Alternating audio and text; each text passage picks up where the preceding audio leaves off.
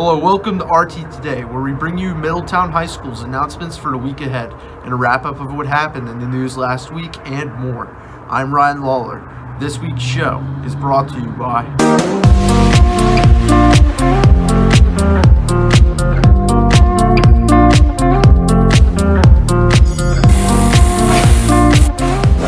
Shockley Honda, located across from Westview on Route 85.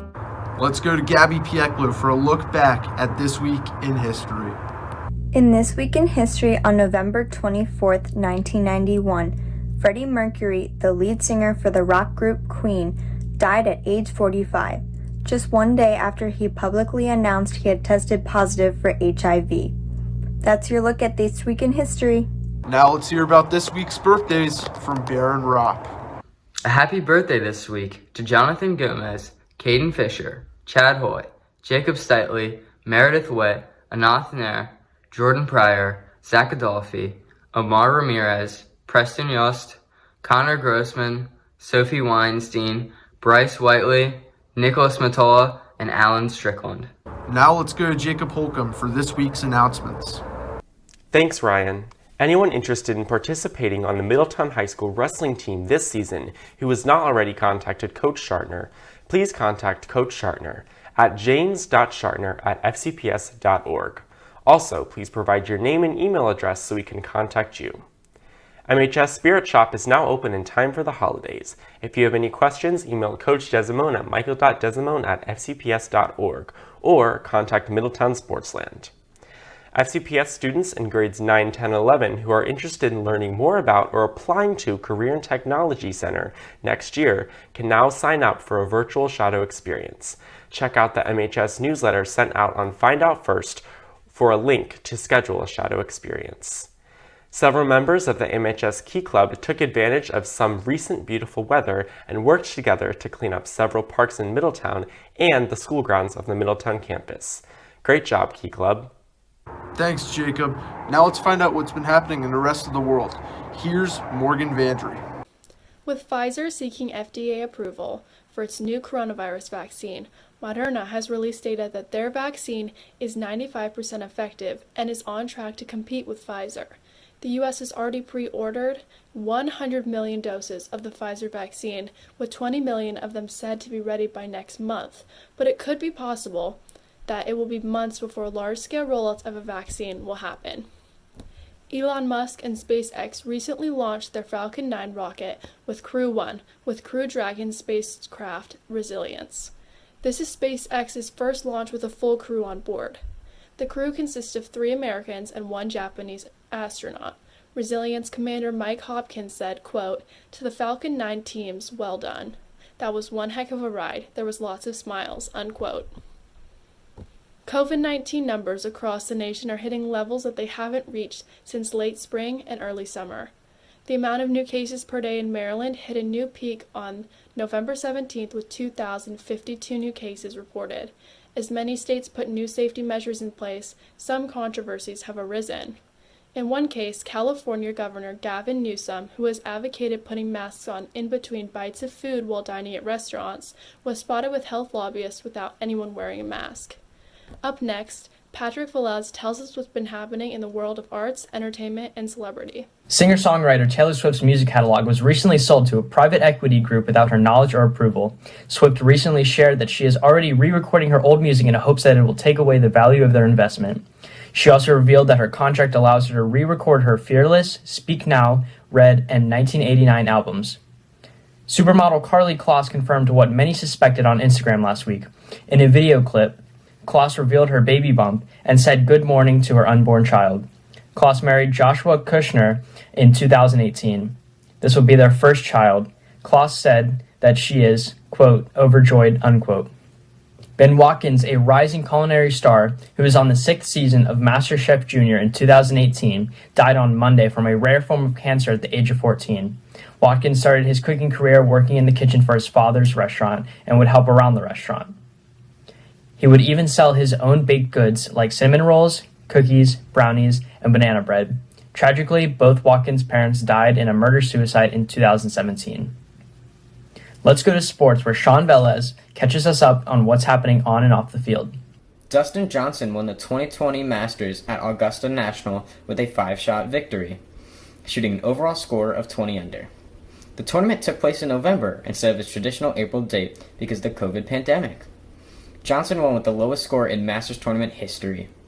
He had only 4 bogeys in 72 holes and missed only 12 greens all week. It was Johnson's second majors victory, his previous coming at the 2016 U.S. Open. Kim Ng became the first female MLB general manager after being hired by the Miami Marlins.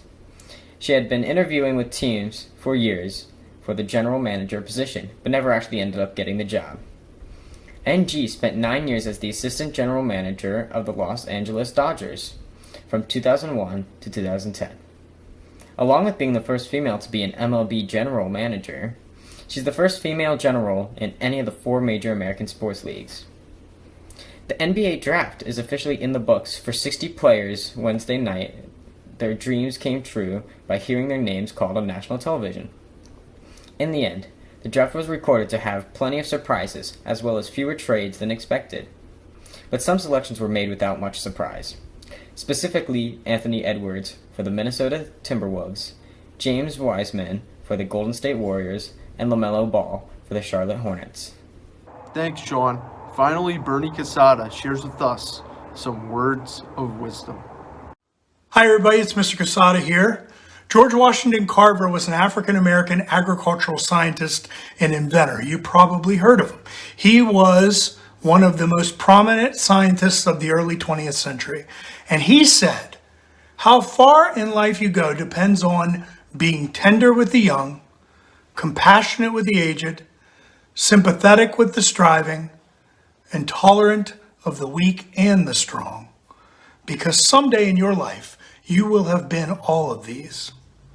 Now, our friends at Project Wisdom remind us that we have been told that how far we go in life probably depends on hard work and careful planning mixed with some solid determination. Yet, each of us knows intuitively that we cannot thrive, we cannot truly succeed without tenderness, compassion, tolerance, gratitude, and the humility to say thank you. And it's these qualities, more than any other, that take us where we need to go in life. As we draw closer to the Thanksgiving break, it is important that we think about the spirit of this wonderful holiday, a day to show gratitude and to give thanks. Now, I recently read an article the other day by a writer by the name of Joshua Baker. He points out the obvious, that it's been a very rough year in the United States. So much so, according to the CDC, 40% of people have experienced a mental or behavioral health condition related to the coronavirus epidemic. 1 in 4 people have experienced symptoms of depression. That's 4 times higher than in previous years. 1 in 10, sadly, had considered taking their own life at some point in the last 30 days. That's an increase of 100% from previous years. And over 13% of Americans have begun or increased substance use to cope with the stress related to the epidemic. Becker says that for that reason, I'm quoting here, it's more important than ever to embrace the month of November as a month of gratitude. No matter where you live, no matter how the pandemic is affecting you, no matter how your political election turns out, this is the month to begin righting the ship towards healthier mental well-being. It's no longer possible to wait for better days. It's essential we take back control. He also points out that if you're suffering with anxiety, depression, or thoughts of harming yourself, intentionally embracing gratitude may not be all you need, but it's something you can do right away and may just begin to turn the cycle around in your own life. He says, gratitude offers numerous mental and physical health benefits. It reduces stress and makes us more resilient. Gratitude creates more positive emotions. It unshackles us from toxic emotions. Gratitude improves our self-esteem, and it decreases the symptoms of depression, helps us sleep better, improves our personal relationships, and enhances optimism. We need all those things. Gratitude can even help lower your blood pressure. I need that. But you have to intentionally practice gratitude. That might mean writing down what you're grateful for, or better yet, saying thank you to people to whom you owe thanks, like really communicating with them by saying thank you. The great English novelist, maybe the greatest English novelist in my opinion, Charles Dickens, said it this way. He said, reflect upon your present blessings, of which every man has many, not your past misfortunes, of which all men have some. I know this isn't easy, but between now and Thanksgiving, please set aside thoughts about everything that is wrong in our world and focus instead on what's good and right in your world. I know this year you may not get to see everyone you typically get to spend Thanksgiving with. Sadly, we get years like this, but they also help us appreciate the times when we do get to spend that time with people we love. I hope that wherever you are watching this, you and your families have a peaceful and enjoyable and certainly a happy Thanksgiving. Thank you, everybody. We'll see you soon.